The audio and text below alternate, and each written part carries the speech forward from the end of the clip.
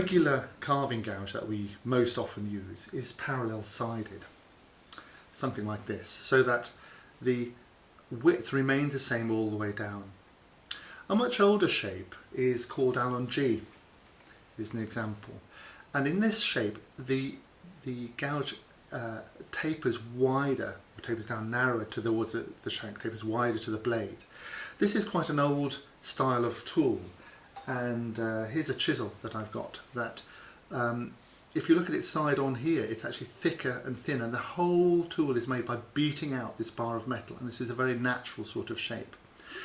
Now the reason to use a tool like this, an Allongee tool, is because of the lightness, and this particularly comes into its own when it's a larger tool. So here's a very large sculpture gouge, but look at this in an Allongee shape.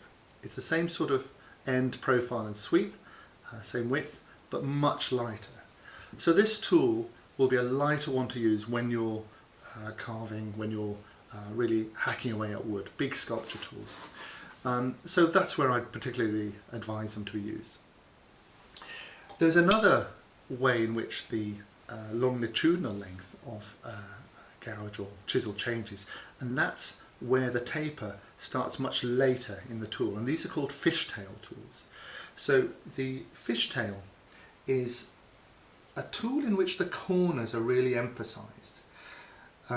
This tool here has a very long shank, and the blade part proper comes out at the end. A similar sort of tool where the taper is not so pronounced is called a spade tool.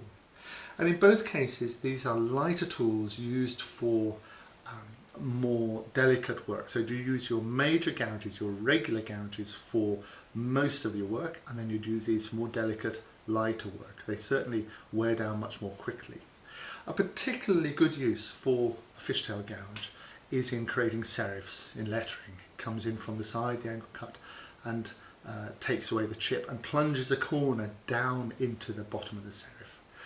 So the longitudinal shape is doesn't have to be regular and parallel. It can be Allongee when it expands out, or it can be fishtail, and you decide on the sort of tool you want to use because of the type of work you're doing. So there you are, brief overview of Allongee and fishtails.